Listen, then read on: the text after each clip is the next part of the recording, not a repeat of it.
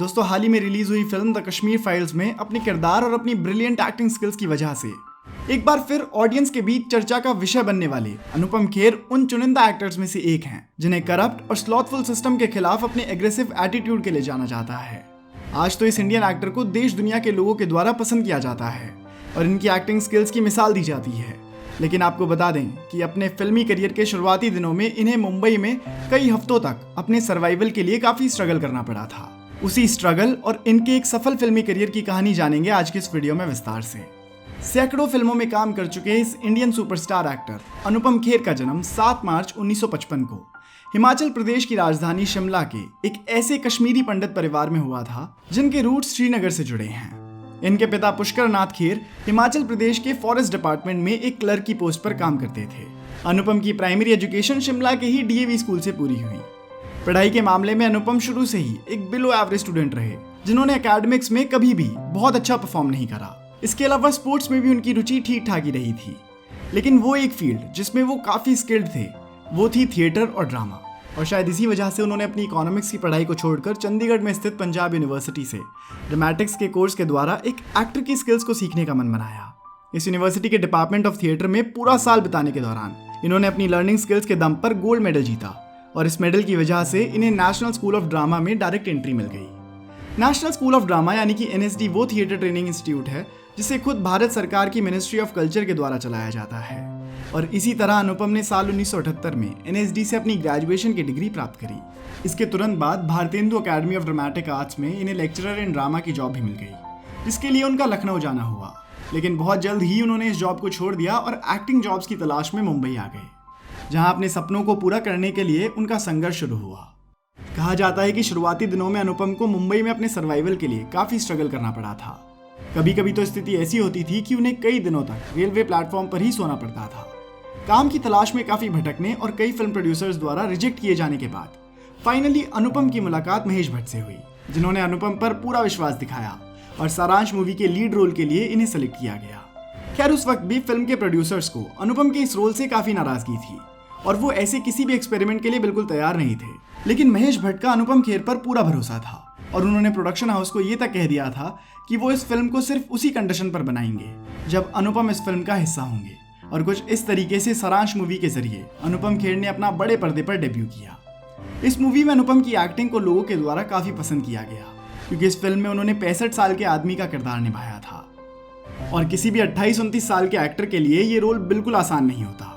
इस फिल्म के हिट होते ही अनुपम ने भी खूब प्रसिद्धि बटोरी और बताया जाता है कि इसके सिर्फ 2 हफ्ते के अंदर उन्हें 100 से भी ज्यादा फिल्मों के ऑफर आ गए थे। इसके साथ ही उन्हें कई अवार्ड से भी नवाजा गया, जिसमें film fair award for best actor का अवार्ड भी शामिल रहा। इसके बाद अनुपम ने लगातार कई फिल्मों में काम किया, क्योंकि इनके पास काम की कोई कमी नहीं थी। साल 1989 वो साल था जब इन्होंने अपनी परफॉर्मेंस से पूरी फिल्म इंडस्ट्री को हिला दिया। इनकी 2 सुपरहिट फिल्म्स राम लखन और डैडी इसी साल रिलीज हुई थी, जिसके लिए इन्हें नेशनल अवार्ड्स के अलावा कई फिल्म फेयर अवार्ड से भी सम्मानित किया गया। उसके बाद साल 1990 में आमिर खान और माधुरी दीक्षित के साथ दिल, 1991 में लम्हे, 1992 में बेटा, 1993 में डर और फिर 1994 में लाडला जैसी फिल्मों के जरिए अनुपम ने अपने फिल्मी करियर को आगे ले जाने का काम किया। और फिर इसी साल इनकी एक ऐसी फिल्म रिलीज हुई जिसने उस वक्त से पहले तक रिलीज हुई सभी फिल्मों से ज्यादा का बिजनेस किया। आपको जानकर आश्चर्य होगा कि हम आपके हैं कौन फिल्म का बजट सिर्फ 6 करोड़ रुपए था, जिसने करीब 70 करोड़ रुपए का बिजनेस किया था। इसके अगले ही साल डीडीएलजे यानी कि दिल वाले दुल्हनिया ले जाएंगे रिलीज हुई, जो आज तक भी लोगों के बीच काफी पॉपुलर है। फिर उन्होंने कुछ कुछ होता है, हम आपके दिल में रहते हैं और हसीना मान जाएगी जैसी कुछ फिल्मों में काम किया, जो कमर्शियली काफी सक्सेसफुल रही। और इस वक्त तक आते आते अनुपम खेर ने बॉलीवुड में पूरे तरीके से अपने पैर पसार लिए थे और अब वो बॉलीवुड के बड़े एस्टैब्लिश्ड एक्टर्स में से एक बन चुके थे। इसके बाद से लेकर अब तक अनुपम ने 100 से भी ज्यादा बॉलीवुड फिल्मों में काम किया है, जिसमें विवाह, वीर ज़ारा, दबंग, यमला पगला दीवाना, स्पेशल 26, सिंघम रिटर्न्स और MS Dhoni the untold story जैसी कई सुपरहिट फिल्में शामिल हैं। इसके अलावा इन्होंने द एक्सीडेंटल प्राइम मिनिस्टर जैसी कुछ ऐसी फिल्मों में भी काम किया जो काफी कंट्रोवर्शियल रही। और इस फिल्म के बारे में जिक्र करते हुए अनुपम खुद भी बताते हैं कि ये उनके करियर का सबसे टफ रोल था, जिसे प्ले करने के लिए उन्हें काफी डिफिकल्टीज का सामना करना पड़ा। और फिर 11 मार्च 2022 को थिएटर में रिलीज होने वाली द कश्मीर फाइल्स में अनुपम की एक्टिंग स्किल्स निश्चित ही नए एक्टर्स के लिए इंस्पिरेशन की तरह साबित हुई।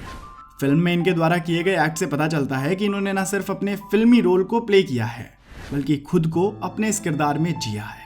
हिंदी फिल्मों के अलावा अनुपम ने तेलुगु, मलयालम, इंग्लिश, चाइनीज, तमिल, पंजाबी और मराठी लैंग्वेजेस की भी कई फिल्मों में काम किया है और फिल्म इंडस्ट्री में उनके इन्हीं योगदानों की वजह से उन्हें कई नेशनल अवार्ड से भी सम्मानित किया गया है। इसमें साल 1990 और 2005 का स्पेशल जूरी अवार्ड भी शामिल है। इसके अलावा साल 2004 में पद्मश्री और 2016 में पद्म भूषण से इन्हें सम्मानित किया जा चुका है।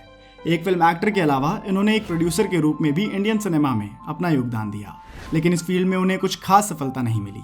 इसी प्रकार उन्होंने एक डायरेक्टर के रूप में भी अपने आप को आजमाया, लेकिन वहां वो ज्यादा सफल ना हो सके। फिल्मों की दुनिया में अपनी अलग पहचान बनाने वाले अनुपम ने lead India, the Anupam Kher show और पीपल जैसे कुछ टीवी सीरीज को भी होस्ट करने का काम किया है। इसके अलावा कुछ समय के लिए नेशनल स्कूल ऑफ ड्रामा यानी कि NSD और the sensor board of India के चेयरपर्सन के रूप में भी इन्होंने अपनी जिम्मेदारियां संभाली। अनुपम ने साल 2008 में अनुपम खेर फाउंडेशन के नाम से अपनी एक फाउंडेशन की शुरुआत करी, जिसका एम अंडर प्रिविलेज्ड बच्चों को एजुकेशन प्रोवाइड करवाना था।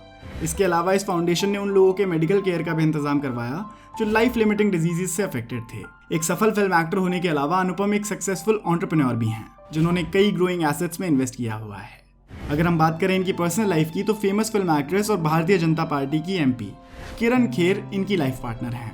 भारतीय जनता पार्टी को लेकर अनुपम के भी अपने क्लियर ऑप्शंस हैं और वो इस पार्टी के आर्डेंट सपोर्टर भी हैं, जो पॉलिटिक्स के अलावा खुलकर कश्मीरी पंडित्स और हिंदुत्व का समर्थन करते हैं।